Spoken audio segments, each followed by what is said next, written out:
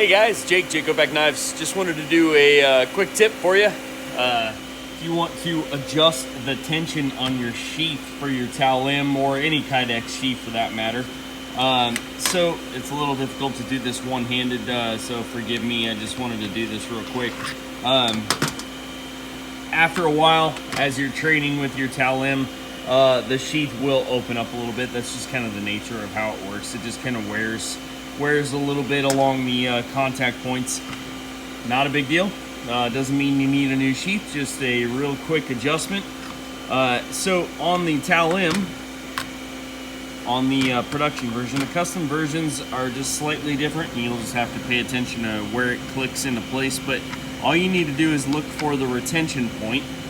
So on these guys, it's right here. So it clicks in. This one clicks in pretty nice. But if you wanted to adjust that, get this really cheap freaking purplish hot pink heat gun. I mean, I think I paid like $5 for this on eBay, and I've had it for years. It's small, you know, it's only maybe a 1/2 inch nozzle diameter, which is awesome for doing spot heat work on Kydex if you're adjusting the retention. At times though, it can get a little too hot, so you got to be careful. You don't want to heat up the Kydex super close. But basically you just want to come in here and heat up this little section just real lightly. You don't want to heat it up to where it will just like soften up and you'll see it kind of relax the Kydex and it'll flatten out. You just want to heat it up enough to where it's a little bit more pliable. And you heat up the back as well. I usually will just put a little bit of heat inside the pocket, a little on the outside, a little on the outside, maybe, you know, 6 to 8 seconds on either side. And then without the trainer or the live blade in here, just pinch it together, hold it for just a second, let it go. Now you don't want to like pinch it to where it pinches closed. You're just doing a tiny little bit amount of a flex, and what will happen is those two pieces will be just slightly closer together, and you will have all of the retention that you want. Now, I designed these sheaths so that they would be, you know, somewhat adjustable for you, for your preference. So, like I said in the Talim video, we'll do a bunch more videos on this stuff, but I just wanted to do a real quick one. You know, you can trim them to length. You can set up for a single clip, double clip. You can set your own retention. That's really easy. And you can even trim the backer if it's too much for you.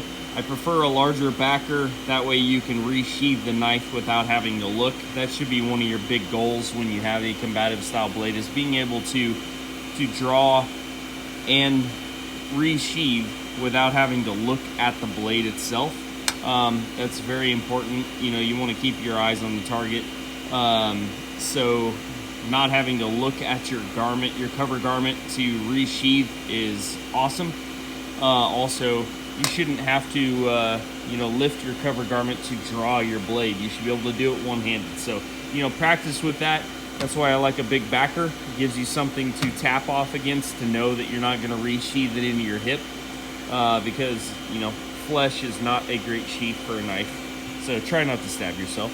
But yeah, we set this up. It is somewhat, you know, user adjustable. So, you know, keep that in mind, guys. That's the nature of stuff like this. You want to make it work for you.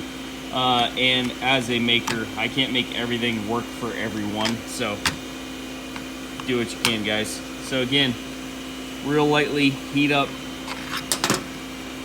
the retention point, which is here and here, and then just pinch it together real lightly.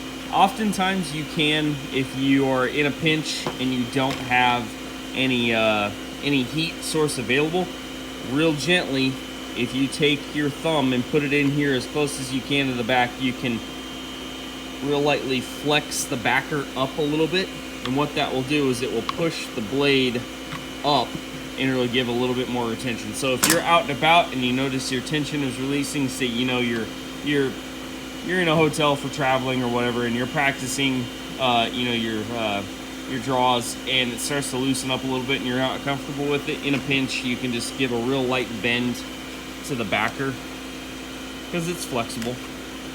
You know, just don't bend it a whole lot. But your best bet is heat on the backside. Hope that helps, guys. I guess this is an edition of Hoback Quick Fix, or a Hoback tip. So yeah, if you have questions, put them in the comments. Make sure you subscribe down below, and follow us on Instagram and Facebook and YouTube as well. All right, guys. Hope you guys having a great day. God bless.